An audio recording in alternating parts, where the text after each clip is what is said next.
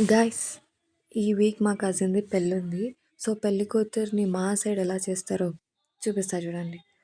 First వచ్చేసి మంగళ స్నానం ఇలా చేసేసామనమాట. తర్వాత ఇమ్మీడియేట్‌గా కిందకొచ్చేసి ఇట్లా పందిరి పూజ అంతా చేసుకొని లోపలికెళ్ళిపోయాం. లోపల డెకరేషన్ చూడండి. మంచిగా డాల్స్ ఎంత మంచిగా పసుపు దంచుతూ అమ్మవార్లందరూ, గౌరీదేవి, కింద వాసవి మాత అండ్ అంత రోలు రోకలి డెకరేషన్ అంత ఎంత బాగుందో. తర్వాత మొత్తం ఇట్లా అందరూ వచ్చేసి పసుపు దంచేసి మా క్యూట్ బ్రైడ్‌కి ఆశీర్వాదం చేశారు. అక్కడ కనిపిస్తున్న కలర్స్ చూసారా, అది వడియాలన్నమాట.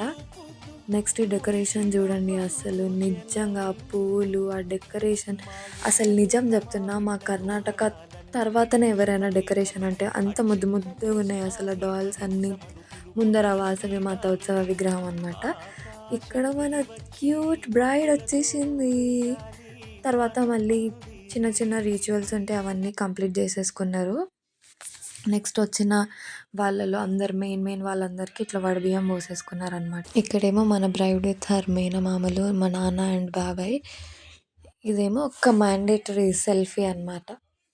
నెక్స్ట్ అసలు సిసలైన పెళ్లి సందడి. ఇట్లా అందరూ జనాలు ఉంటేనే తెలుస్తుంది ఎంత బాగుందో అసలు నిజంగా. ఇలా మా డే 1ని సగం డే 1ని ఎండ్ చేశాను. Comment for part 2.